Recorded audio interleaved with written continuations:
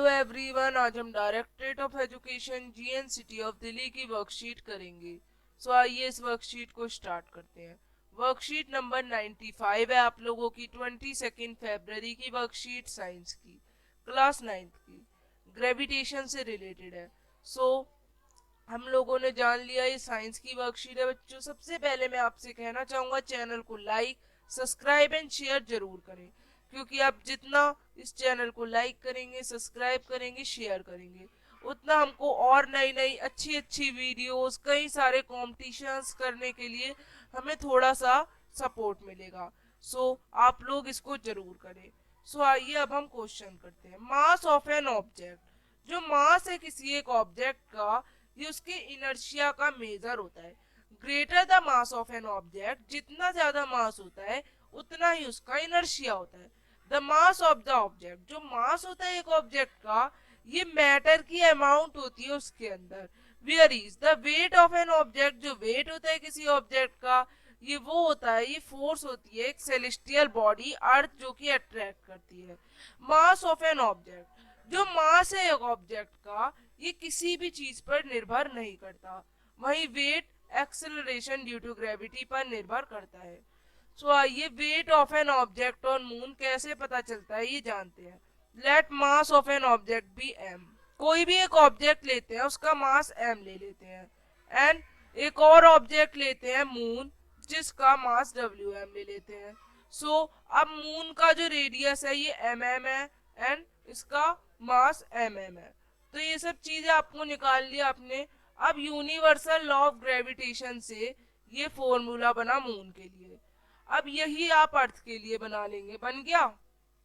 अब इन दोनों को डिवाइड कर देंगे, डिवाइड करके आपका ये आ जाएगा इस तरह से। बाकी जी वगैरह सब कट जाएंगे यहाँ पे, और ये आपका आ जाएगा। देन अब वैल्यूज को पुट कर देंगे। वैल्यूज आप सभी को नोन है पहले से। जब आप इसे पूरा कट डाउन कर देंगे तो 0.165 आएगा 1/6 के। इसका मतलब क्या है, जो वेट है एक ऑब्जेक्ट का मून पे, ये 6 गुना कम होता है अर्थ के ऑब्जेक्ट से। द फोर्स ऑफ अट्रैक्शन, जो फोर्स ऑफ अट्रैक्शन होता है अर्थ का किसी ऑब्जेक्ट में, इसको वेट कहा जाता है। वेट का formula mass by acceleration due to gravity. Weight is the force, weight जो है एक फोर्स है जो कि एक्ट करती है मैग्नीट्यूड एंड डायरेक्शन में। The weight of an object, जो वेट होता है किसी ऑब्जेक्ट का किसी सेलेस्टियल बॉडी का, ये चेंज करता है ग्रेविटेशनल फोर्स से। देयरफॉर वेट जो होता है किसी ऑब्जेक्ट का, ये इक्वल होता है ग्रेविटेशनल फोर्स की मून पे जो एक्ट कर रही है मास के। जो हमारा डिपेंड किस पे होता है, weight, weight mass and acceleration due to gravity पर डिपेंड होता है। मास ऑफ द मून जो है ये कम होता है than the earth. It will exert lesser gravitational force, इसमें कम ग्रेविटेशनल फोर्स होता है, and hence your weight will be lesser at moon than on earth. और इसकी वजह से क्या होता है, आपका वेट कम होता है मून पे। अब जो यूनिट है मास की ये केजी है, एंड वेट की न्यूटन है। आइए अब हम कुछ क्वेश्चन करते हैं।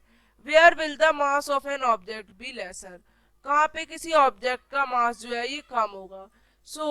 अर्थ large mass results in a large acceleration, earth का मास ज्यादा है जिससे एक्सेलरेशन ज्यादा होगी in compare to the moon. In other words you weigh more on earth, आपका वेट अर्थ पे ज्यादा होगा, you would weigh less on moon, और आपका वेट मून पर कम होगा। फॉर एग्जाम्पल, जो अगर 10 kg की कोई बॉल है उसको मून पर ले गए, देन इसका मास तो 10 रहेगा, बाकी वेट 1/6 हो जाएगा। आइए अब हम सेकंड क्वेश्चन डेरिवेशन का करते हैं कि आप कैसे बताते हैं वेट ऑफ एन ऑब्जेक्ट को इन कंपैरिजन ऑफ मून। तो आप लोग इस तरह से बताएंगे, ये डेरिवेशन मैंने ऊपर भी समझाई थी।